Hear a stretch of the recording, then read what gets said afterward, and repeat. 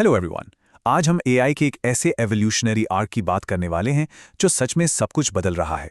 अब बात सिर्फ एआई के बारे में रैंडमली सुनने की नहीं रह गई है, बल्कि अपने करियर ग्रोथ के लिए इसका एक्टिवली यूज करना जरूरी हो गया है। आज के इस एक्सप्लेनर में हम समझेंगे कि कैसे एआई सिर्फ चीजें पैसिवली जनरेट करने से आगे बढ़कर अब खुद डिसीजंस लेने लगा है। आगे बढ़ने से पहले फटाफट देखते हैं आज का एजेंडा।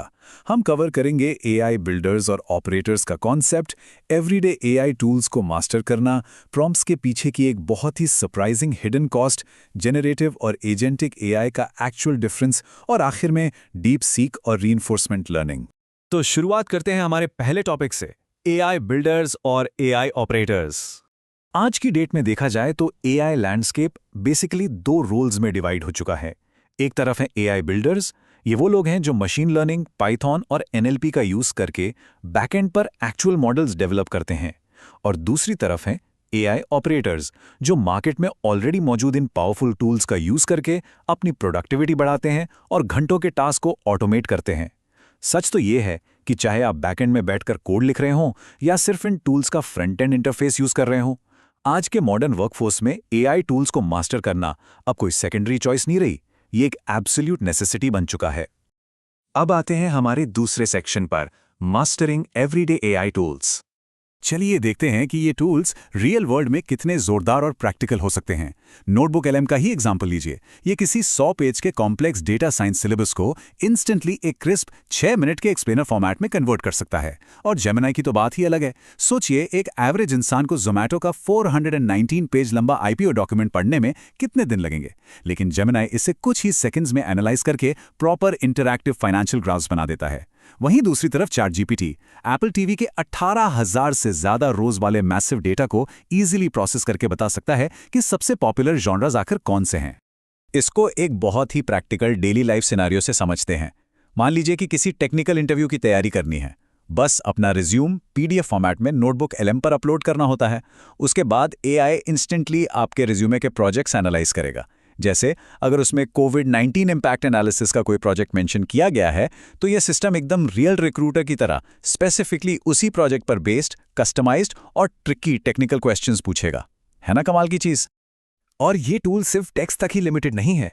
अगर डेटा एनालिसिस की बात करें तो चैट जीपीटी इनपुट्स को डायरेक्टली रीडेबल मैथमेटिकल वेक्टर्स में कन्वर्ट कर सकता है, एकदम प्रिसाइज और इंटरैक्टिव माइंड मैप्स बना सकता है और डाउनलोडेबल विजुअल डेटा डैशबोर्ड्स भी क्रिएट कर सकता है।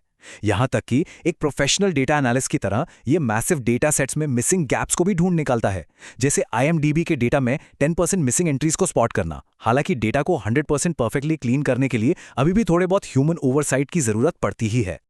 पर क्या कभी ये ख्याल आया है कि जब हम इन चैट बॉक्सेस में कुछ टाइप करते हैं तो बैकएंड में एक्चुअल में क्या चल रहा होता है? यहां से हम एंटर करते हैं सेक्शन 3 में, the hidden cost of prompts. यहां ये जो नंबर है $7.5 मिलियन, यानी लगभग $7.5 मिलियन, ये फिगर सच में हैरान करने वाला है। पता है क्यों? क्योंकि हर साल इतना बड़ा अमाउंट सिर्फ इसलिए वेस्ट हो जाता है क्योंकि यूजर्स चैट जीपीटी को प्रॉम्प्ट देते वक्त प्लीज और थैंक यू जैसे पोलाइट वर्ड्स का यूज करते हैं।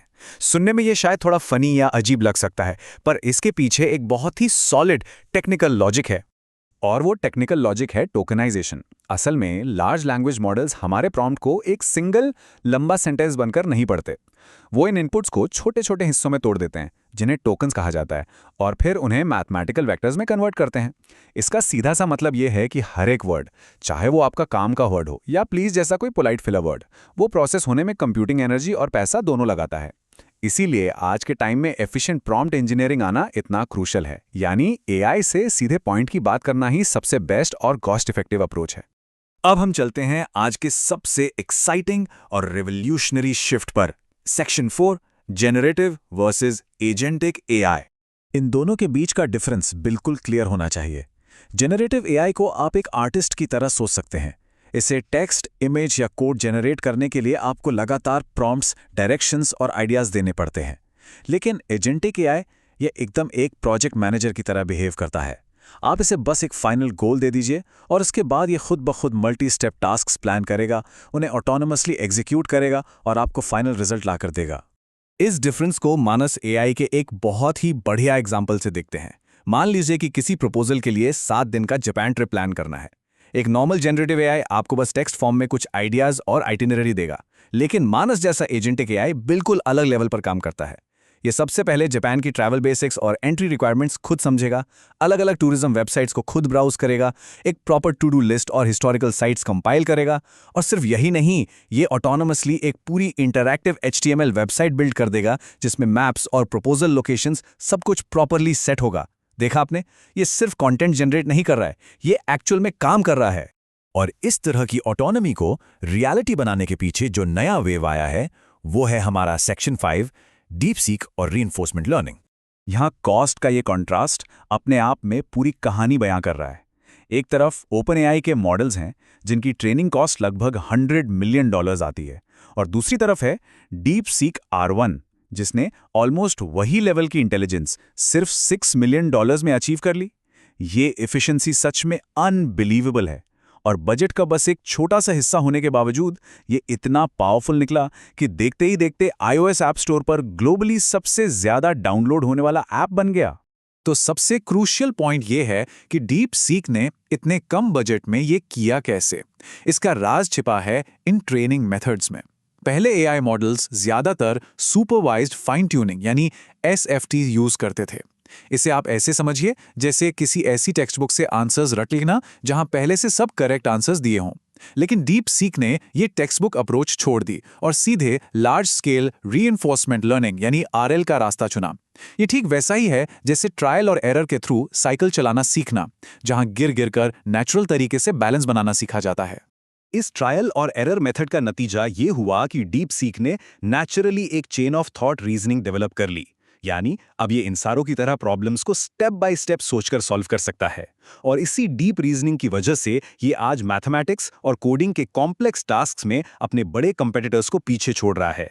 सबसे जोरदार बात तो ये है कि इन्होंने अपने पूरे मॉडल को ओपन सोर्स कर दिया है, जिससे ग्लोबल रिसर्च बिल्कुल खुल गई है और क्लोज्ड सोर्स मॉडल्स का डोमिनेंस पूरी तरह से डिसरप्ट हो गया है। तो इस पूरे आर्क को समझने के बाद एक बात बिल्कुल क्लियर है कि एआई अभी रुकने वाला नहीं है। हम बेसिकली जेनरेटिव प्रॉम्प्ट्स से आगे बढ़कर ऑटोनोमस एजेंट्स की दुनिया में आ चुके हैं। लेकिन एंड में एक बहुत ही थॉट प्रोवोकिंग सवाल हमारे सामने आता है। जब ये एआई एजेंट्स कल को पूरी तरह से हमारे ऑटोनोमस कोवर्कर्स बन जाएंगे, जब वो खुद वेबसाइट्स बनाएंगे, डेटा एनालाइज करेंगे और टास्क मैनेज करेंगे, तो उस आने वाले कल के वर्क एनवायरनमेंट में ह्यूमन इंटेलिजेंस का यानी हमारा एक्चुअल रोल कहाँ होगा? इस बदलते फ्यूचर को समझना और उसके लिए रेडी रहना अब सबसे जरूरी है। इस एक्सप्लेनर से जुड़ने के लिए बहुत बहुत शुक्रिया।